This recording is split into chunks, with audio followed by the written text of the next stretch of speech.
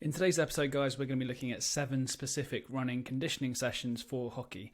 It's going to give you a bit of direction and structure with some examples of different sessions you can be doing, all with different objectives. So, going to be going from kind of higher volume sessions to more intensive sessions and just outlining really what the purpose of these sessions are. So you've got an idea of the kind of work you could be doing on a kind of week-to-week basis to work towards your goals.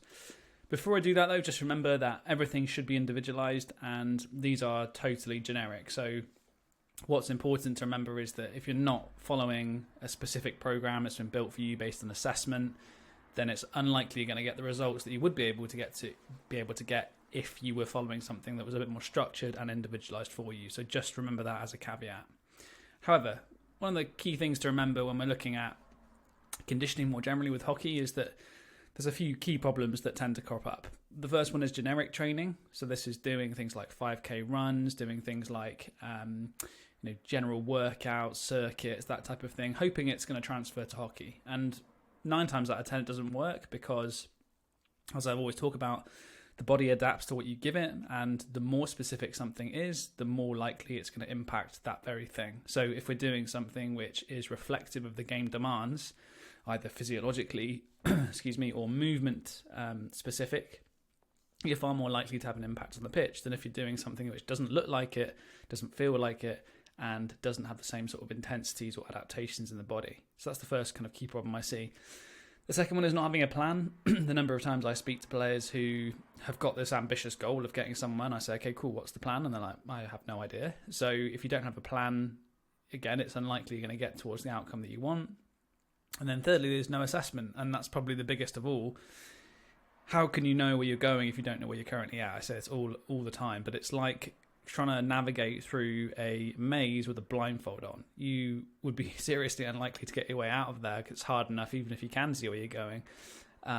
But when you can't see, you don't know, haven't got that clarity, it's really, really difficult. So making sure you know what your baseline scores are, therefore what your profile is, therefore what the individual sessions you should be doing are, therefore what the distances you should be doing are with the intensities, how you're going to progress it, how you're going to get to the end goal. Without these things, it's very, very difficult to do.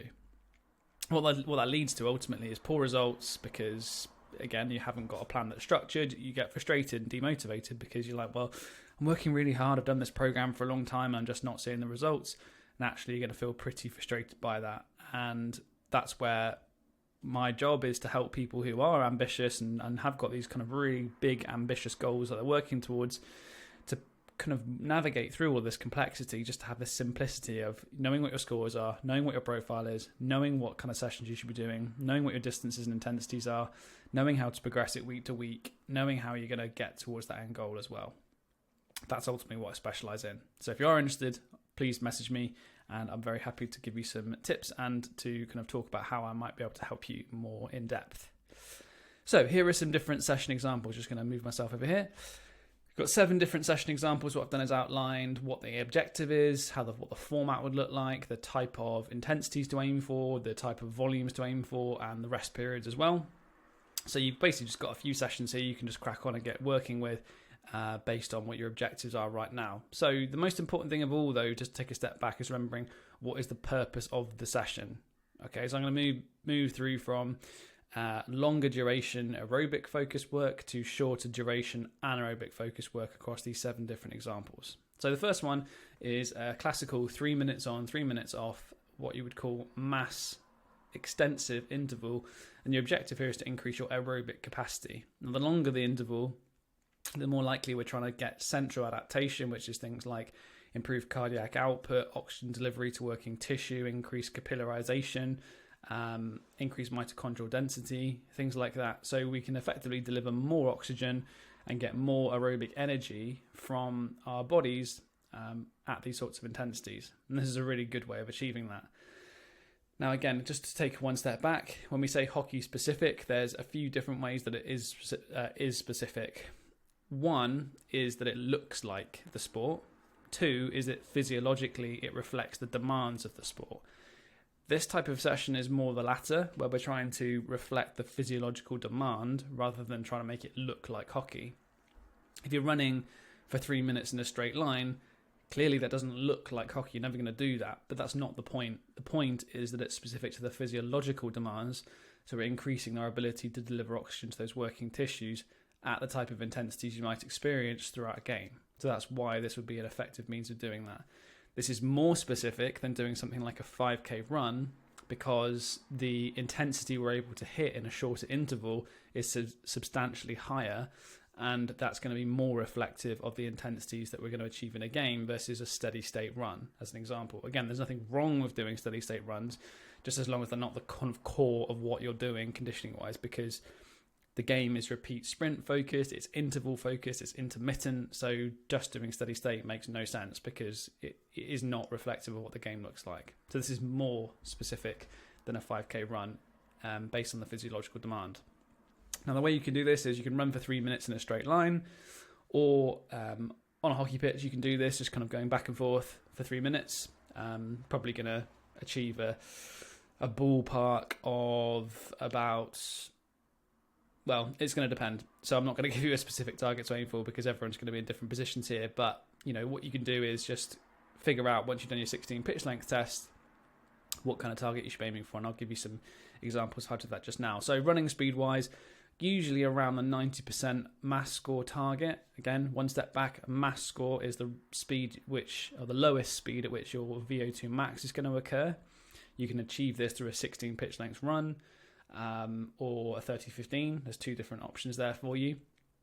You take your test score, which is going to give you 100% of mass. With the 30-15, you might just need to do a little calculation to convert this slightly. But ultimately, that gives you what is your 100% score, so your test score. And then for something like 90%, you're going just below, or 90% of your test score for repeated intervals. So essentially, we're going almost up to that max effort, and then repeating it with rest periods in between. So as an example, you'd be aiming for 718 meters if your mass score was 4.43 meters per second. The reason why how I've got to that distance target is you take 4.3 meters per second, multiply it by 180 seconds, which is the 3 minutes, and that's going to give you 718 meters. So 4.43 times by 180 will give you your 718 meter target. So if your mass score is lower, your distance goes lower. If it's higher, it goes higher. But if it's higher than 4.43, that would be seriously elite. So well done if you're hitting those sorts of scores. Volume-wise, initially something like 4 to 6 sets is about right, although you can obviously creep this up at more kind of elite level. You're probably pushing 8+ reps of this kind of work, so it's pretty challenging. 3 minutes rest between sets, as I said, 'cause it's 3 on, 3 off. And in that rest period, what you're going to be doing is doing a low-intensity walk. You may even do some light hockey skills in between, but you're probably going to be pretty fatigued, so it's best to make sure you're getting that recovery in, and you're trying to sustain the same distance across all of those different sets. If you're doing 5 sets, each one, the distance should be relatively the same. You don't want to start out, go out the traps, do loads of really high intensity work, and then each set drop and drop and drop. You want it to be nice and consistent throughout that period. Okay. Number 2, very similar, but this time it's 2 on, 2 off. This time we are working again at increasing our aerobic capacity, but this is a much higher intensity, and it's probably going to be pushing closer towards an anaerobic threshold now. So we're trying to reflect some of that anaerobic demand that the game is going to provide with a longer interval of 2 minutes. Again, there are variations to this. You could, if you're really going to start pushing, reduce the rest period down to 1 minute, but you probably would have built up capacity of work at 2 on, 2 off before you then drop the rest period down to 1 minute to sustain that. So again, 2 minutes, straight line, or on a hockey pitch, 95% this time, because the duration is short, the intensity goes up to 95% of your mass score. So around a 505 meter target if your mass score is 4.43. Around 5 to 8 sets with 2 minutes rest between sets, as I've said. So you can see the volume is higher because the duration is shorter, but the intensity is also higher there as well. So this is another alternative if you prefer that kind of work. Generally speaking, it's just kind of personal preference here, 2 or 3. Obviously, you're going to probably accumulate more distance with a 3 minute interval, but you're achieving higher intensities with a 2 minute. So personal preference on this one. As a ballpark, usually what I would recommend in the off season would be one longer interval, like 2 or 3 minutes, one shorter interval, which I'll talk about in a second. So kind of pick one of the two, 2 or 3 minutes, and that will be a good kind of initial session to get started with. Moving closer now towards an anaerobic capacity focus, 1 minute on, 30 seconds off. Really here we're trying to improve our anaerobic capacity because again we've now got half the rest period of the work period, so it's a 2-to-1 work to rest ratio. Going to run for a minute in a straight line or a hockey pitch again. For a minute, you're probably looking at something like 3 pitch lengths, if not slightly more. Running speed of about 100% mass, so we're running at our mass score now, but doing repeated efforts at it. So about a 266 meter target if your mass score is 4.43 again, so that would obviously be more than 3 pitch lengths. That's around 3.5 pitch lengths. So around that sort of target, about 100%. You can also creep that above, obviously, and all of these percentages can be shifted by about 2 to 5% either side. It doesn't have to be these exact numbers, but this is just a ballpark idea to get you started. Volume-wise, 4 to 6 sets with 30 seconds rest between reps and 3 minutes between sets. So here we're probably going to do 4 to 6 reps with 30 seconds between and 3 minutes between sets. So you're probably going to do something like 2 blocks of 4 to 6 sets here. So you can do more work because, again, the duration is shorter. Moving on, now we've got something different here, which is all about increasing our lactate buffering capacity. Here, what we're going to do is a maximal 30-second run. That's probably going to be a 1.5 pitch length, something around that kind of ballpark. What we're basically trying to do here is get as much distance in 30 seconds as possible. It's absolutely all out.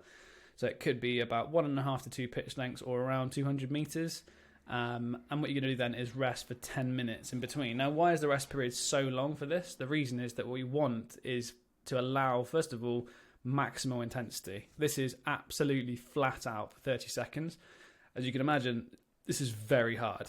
So this is not something to jump straight into, please. This is something to build up to, and only really attempt if you're already having completed a sort of 4-6 week block of conditioning.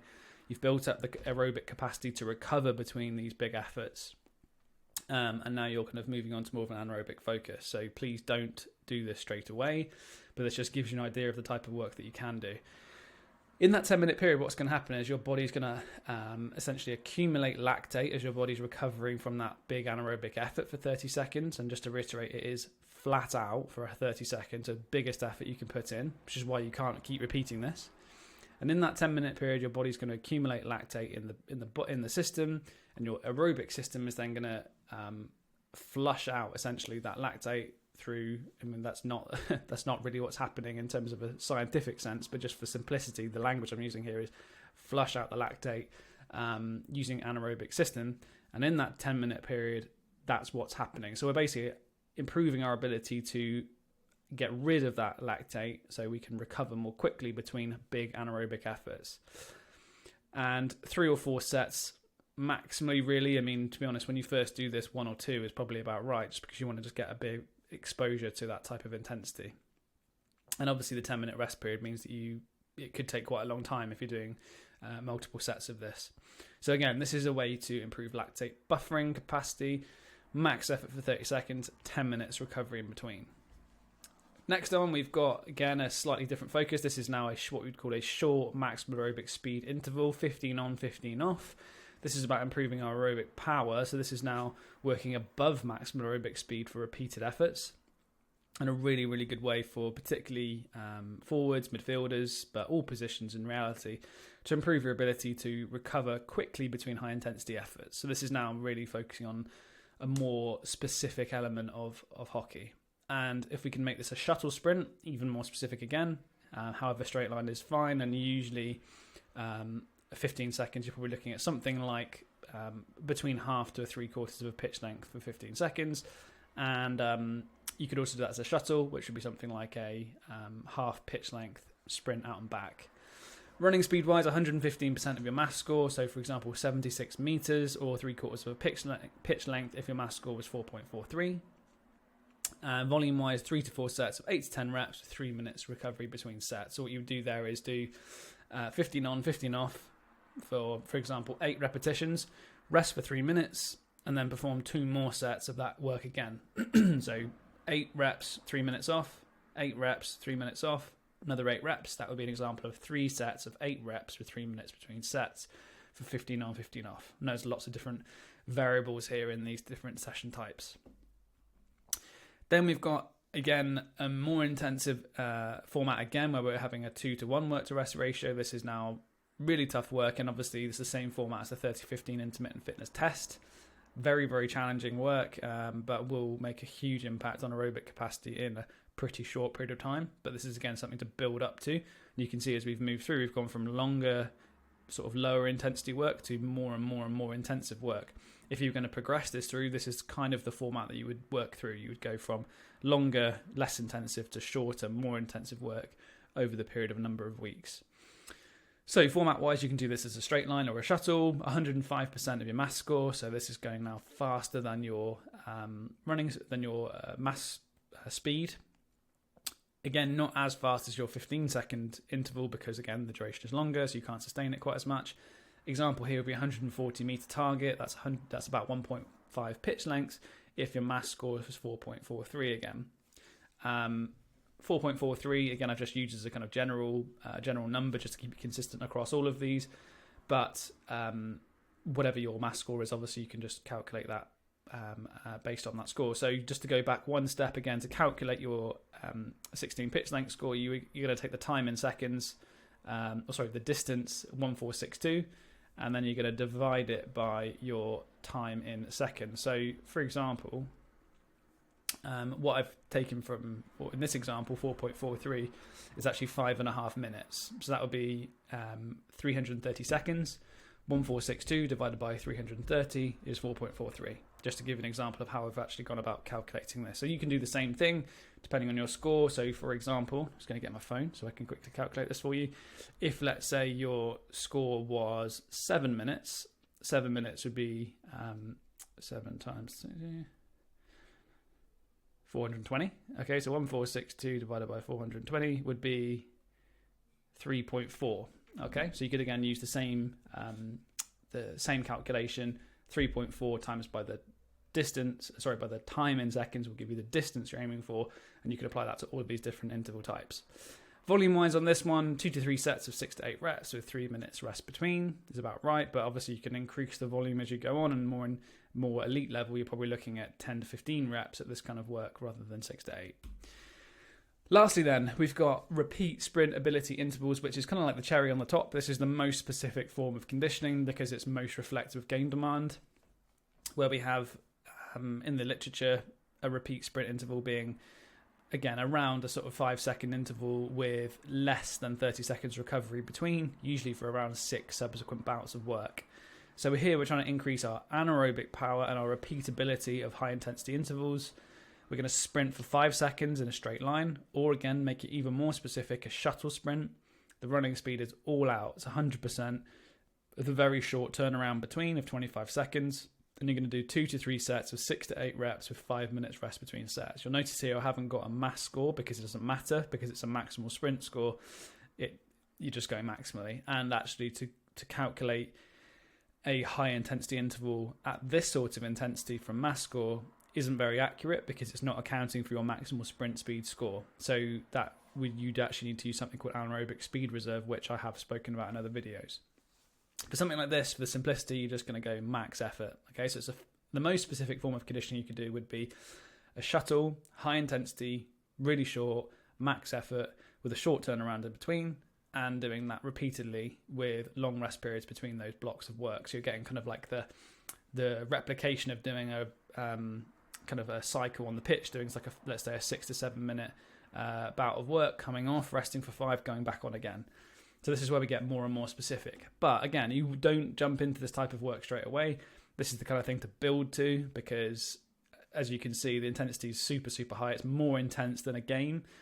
So if you just jump straight into this, the risk of injury or fatigue is going to be significant here. This is very much the type of work that you should be doing late pre-season, just before the start of the season, having done lots of conditioning work to build up to this, lots of extensive intervals. Speed work as well, I haven't mentioned this, but obviously speed work has a big impact on our ability to perform repeat efforts as well, because it's our 100%, so trying to raise the ceiling is just as important here. You will have done, at least kind of 6 weeks worth of work prior to this type of intensity, so you're going to build to it, and I would not recommend doing this during the season unless you've obviously got like weeks off and that type of thing, simply because you're doing lots of this kind of work in hockey anyway, and B, It's very fatiguing work because it's actually more intensive than a game. So you're going to be carrying fatigue into that. So I wouldn't recommend doing this kind of work in the season. This is kind of the work that you would do just before going into the season so that you've had exposure to the type of intensities and density of work that a game would actually give you. But remember, just to recap, you've got to assess, don't guess. So make sure that you're doing assessments. You know what your running profile is. You need to make sure you know what your baseline scores are. What's your mass score? What's your top speed score? So know your numbers. If you don't know your numbers, it's really hard, as I've just shown you, to be able to calculate all of that stuff. So you making sure it's individual. Do sessions that align with your running profile. So if you're a speed profile, make sure you're doing more intensive work. If you're a hybrid profile, make sure you're doing a mixture of longer and shorter intervals. Track your progress, finally. If you're not tracking your progress, you don't know your numbers, and you're just completely guessing at what kind of sessions you should be doing, it is very, very hard to get to a target that you're aiming for. However, if you know what your scores are, you know what profile you've got, you know what type of sessions you should be doing, you're progressing it, you're building each block on top of the next based on your profile and what you've previously done, you're going to be in a really strong position to get some great results. As an example, some of my clients have taken 30 seconds off their 16 pitch lengths in around 6 weeks, which is massive. But again, the only reason you can do that is by knowing your numbers, and it's by doing the right kind of session for you. Another amazing example was a client, Dan, who took 5 minutes off his 16 pitch lengths in 3 months, which went from a 12 to a 7-minute 16 pitch lengths, which is absolutely phenomenal. And again, that's purely because we did assessments. We knew what his running profile looked like. We knew what kind of sessions to do. We built on it week by week. We tracked the numbers. We gave targets. We coached the 16 pitch length test. And that's the result you can get. But the only way you can get there is if you are making sure that you're doing these key things, measuring the numbers, tracking your progress. Hope that helps.